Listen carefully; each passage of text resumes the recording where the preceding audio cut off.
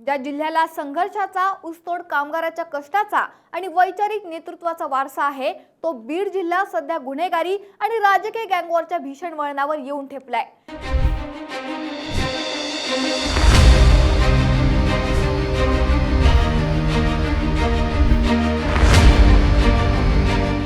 गेल्या काही महिन्यात जिल्ह्यात एकापाठोपाठ एक घडणाऱ्या हत्याकांडाच्या घटनांनी केवळ बीडच नव्हे तर संपूर्ण महाराष्ट्राची कायदा आणि सुव्यवस्था हादरवून सोडली आहे। आता सध्या विलास घुले हत्या प्रकरणामुळे मोठी खळबळ उडाली आहे। या हत्या प्रकरणामुळे खासदार बजरंग सोनवणे आणि धनंजय मुंडे यांच्यात राजकीय वाद पाहायला मिळतोय। यापूर्वी संतोष देशमुख हत्याकांडामुळे धनंजय मुंडे अडचणीत सापडले होते। आता घुले हत्या प्रकरणात खासदार सोनवणे अडचणीत सापडलेत। त्यांच्या मुलाची SIT चौकशी होतीये। पण असा प्रश्न निर्माण झालाय की बीड मध्येच हत्येच्या घटना का घडतायत? बीड मधील नेत्यांच्या या गुंडांना पाठिंबा आहे का? बीड मधील नेते हत्याकांडांच्या माध्यमातून एकमेकांचे पाय ओढत आहेत का? बीड मधील हत्याकांडामध्ये शरद पवार गटाचे आणि अजित पवार गटाचेच नेते का अडचणीत सापडताना दिसतायत? पाहूयात या व्हिडिओतून। नमस्कार, मी निकिता आणि आपण पाहतायत LS मराठी।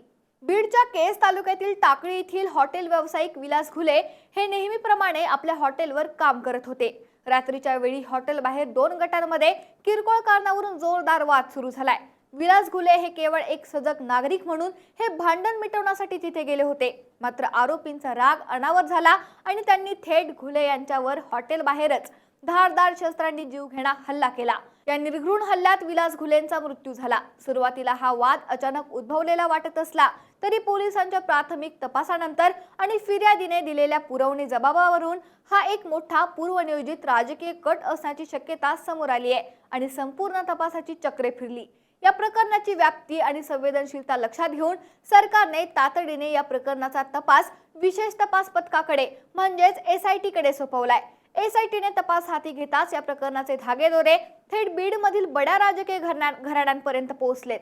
फिर्यादीच्या पुरवणी जबाबाच्या आधारे बीडचे खासदार बजरंग सोनवणे यांचे चिरंजीव सौरभ सोनवणेंचे नाव या हत्याकांडात संशयित म्हणून समोर आल्याची सूत्रांची माहिती आहे। या खुलाशानंतर SIT ने तातडीने पावले उचलत केज येथील खासदार पुत्राच्या पवन सूत या निवासस्थानी फॉरेन्सिक पथकासह चौकशी केली। या कारवाई दरम्यान पोलिसांनी परिसरातील महत्त्वाचे CCTV फुटेज आणि तांत्रिक पुरावे आपल्या ताब्यात घेतलेत। तपास यंत्रणेकडून सौरभ सोनवणेला चौकशीसाठी केज पोलीस ठाण्यात हजर राहण्याचे समन्स बजावण्यात आले। या पार्श्वभूमीवर खासदार आणि त्यांच्या मुलाने आम्ही तपासात पोलिसांना पूर्ण सहकार्य करू अशी भूमिका घेत सौरभ सोनवणे स्वतः केज पोलीस ठाण्यात SITच्या प्रश्नांना सामोरे जाण्यासाठी हजर आहेत। या चौकशीनंतर पोलीस काय भूमिका घेत आहेत याकडे आता संपूर्ण राज्याचं लक्ष लागलंय। विलास घुलेंच्या या हत्याकांडामुळे बीड मधील वाढत्या गुन्हेगारीचा आणि राजकीय संघर्षाचा खरा चेहरा समोर आलाय। बीड मध्ये सध्या प्रामुख्याने शरद पवार गट आणि अजित पवार गट यांच्यात राजकीय वर्चस्वाची लढाई सुरू असल्याचं दिसून येते।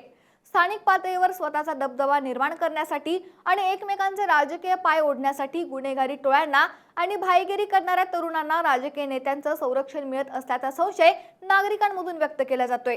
यापूर्वी झालेल्या संतोष देशमुख हत्याकांडामुळे धनंजय मुंडे हे अडचणीत आले होते, तर आता विलास घुले प्रकरणात खासदार बजरंग सोनवणे यांचं कुटुंब रडारवर आले। यामुळे बीड मधील गुन्हेगारी आता पूर्णपणे राजकीय रंगात रंगल्याचं स्पष्ट दिसतंय।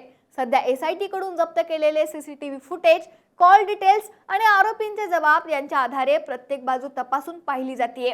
जर या नियोजित कटात खासदार पुत्राचा थेट सहभाग किंवा चिथावणी असल्याचं तांत्रिक पुराव्यांवरून सिद्ध झालं तर त्यांच्यावर गंभीर कलमांखाली कायदेशीर कारवाई होऊ शकते। मात्र जर राजकीय सूडबुद्धीने किंवा पुराव्यांअभावी हे नाव आलं असेल तर तपासात तसं स्पष्ट होईल।